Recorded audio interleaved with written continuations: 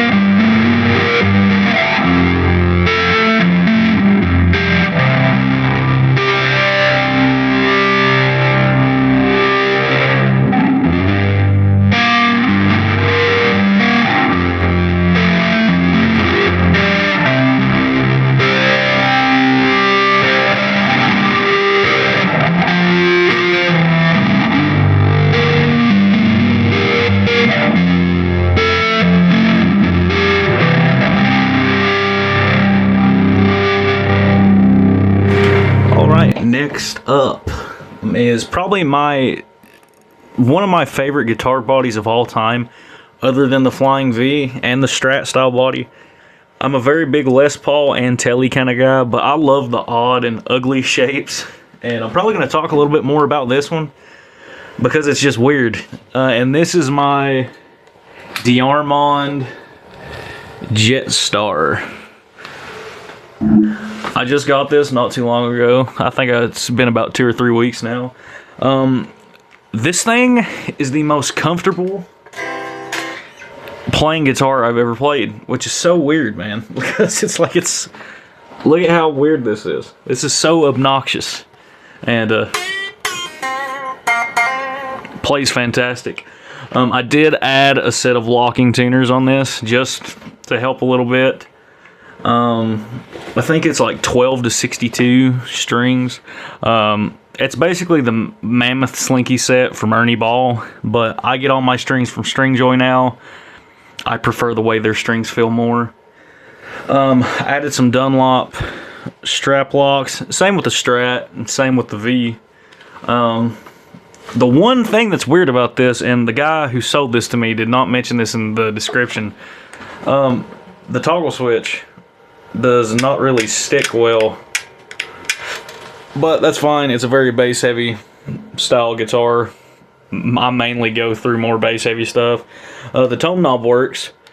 The volume knob does nothing, which it still produces sound, but I can't turn off the sound, which is kind of hilarious. This guitar is sick. I have it in C standard, so yeah, here's some clips of that.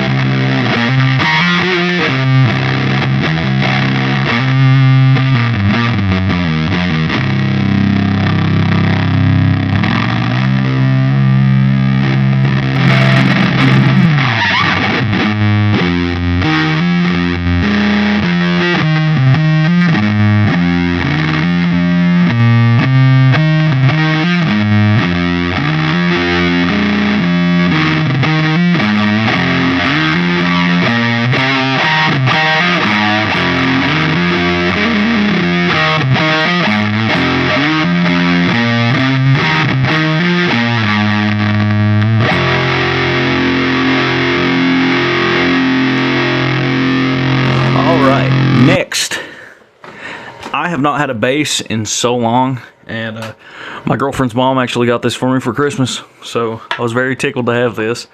This is my 2001 made in Korea Beast Rich Warlock bass, which I made a video about this at the beginning of the year, I believe. I think I have this in B standard, I'm pretty sure. It's really cool. It sounds gnarly going through my Purple Cat Audio Barbarian. I got a special thing coming in the mail here soon, hopefully, that'll give this a little bit more love. It sounds good on the Neanderthal that I have from Anima Devices. Sadly, I no longer play that on my pedal board. I do have it as a backup, though. I've seen that it really does not go through the mix good with the Gorgon, which is basically a Green Russian Big Muff going into a green Mad Amp GT120 preamp. It doesn't clean up as good as it does through the Barbarian, and it sounds nasty.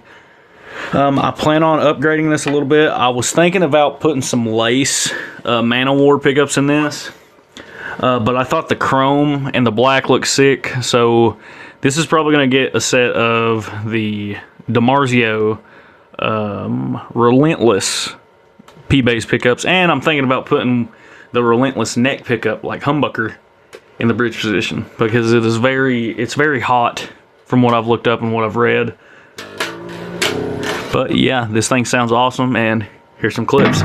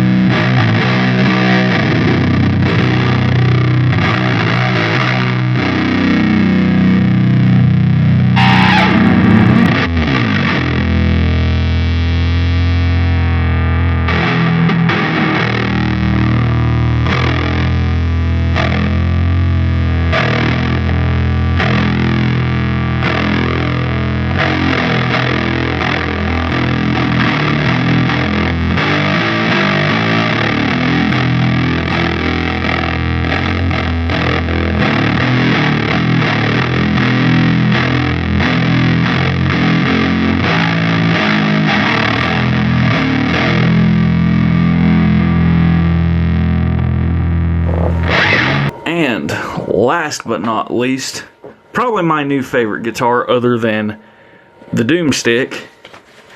This is the new exclusive with Guitar Center Epiphone 70s Flying V. Let's see if I can get that a little better. This is probably the nicest V I have ever owned. And the price for it especially is insane.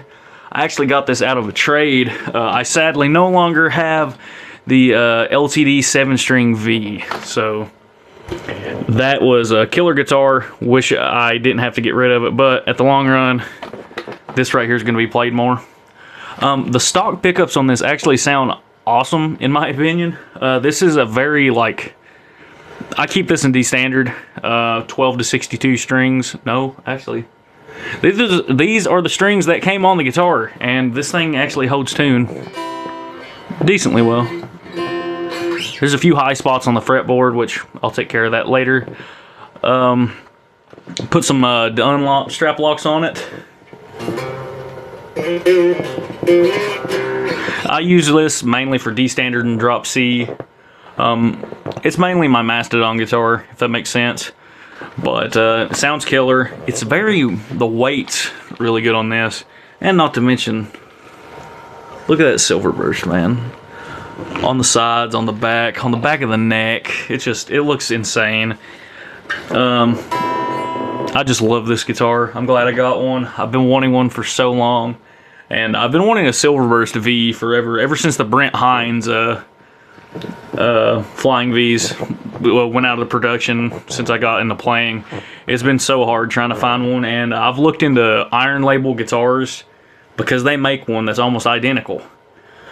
But for the cheap alternative, and this is probably going to get modded, I'm going to get black pick guards and stuff for it. I actually am looking into not lace, because they don't make nickel covers. They do the chrome.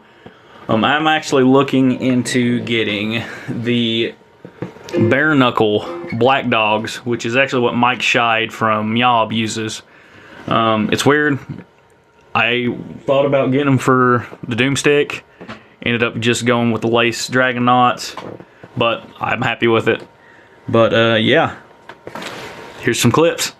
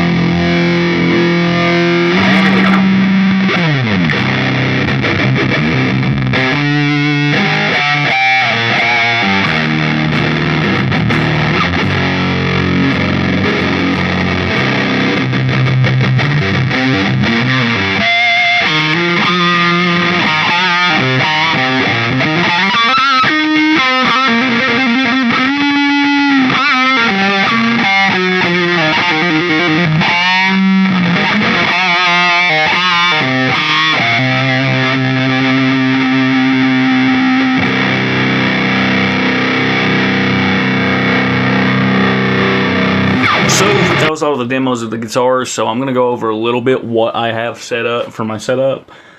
This is my orange Super Crush 100. I actually had one of these when I was playing for Once More Again when I lived back down south. I actually had the black version of this. My guitar player, Aiden Gwaltney, he actually ran through the EVH. I believe it was a 5150. I'm not 100% sure. I can't remember his rig exactly. But from where I was the more bass heavy, more mids guitar player, him with the more highs and the mid scoop, this really hit together when we were still playing like that. Everything's maxed because I play straight through the clean channel. The one thing with the Super Crush 100, I love it because it's a budget friendly amp. The only problem I have personally is the dirt channel. It's not really the best for pedals, but with a boost or an EQ, it sounds fantastic. I got it running into a Harley Benton 212 vertical cab. This has, I believe it's Chinese V30s in it. They still sound good. I'm about to get some Tone Cult speakers. I'm gonna get 2 of the Black Shuck. I think they're 200 watt speakers. This is a 100 watt head, and obviously for amp worship, I'm gonna get something that suits this really good. Down here, it's a little hard to see. This right here is one of the coolest things I have ever been given. That right there is a 1979, no, it's a 1977 PV Mace full tube combo head. Sounds fantastic. It sounds and works really good for like Kowloon, walled cities type music, like post rock, drone. It sounds nasty, and the only problem is it weighs like 100 pounds, and getting it upstairs to my music room was so hard. But a customer at my job actually gave me this, so I was very tickled to death when that nice older lady gave this to me. It's in very good condition. I don't know if I'll keep it. I think it needs a little bit of work. The speakers have a little bit of a cracking sound to it, but at the end of the day, it's still a killer guitar amp. Yeah, I love it. It's just the PVT-60 I have is actually out of commission, so I was very tickled to have a 79 guitar going into a 77 amp. Sounds fantastic. But let's see here. Also, pedal board. Let's get into that next. Alright, so to get into my pedal board, everything I have is custom built, mainly. This right here, obviously, is just a little cheap tuner I got off Amazon. This right here is actually a custom / signature octave for me. This is by Handsome Reggie Effects. I actually met him on Reverb, and they are a really good company. Tracy, the guy who builds everything, killer guy. Glad I have a good friend with him. Next, obviously I got this from my good friend Gabe Sharp from Red Prism. This is a phase shifter. There are the settings I have it set to.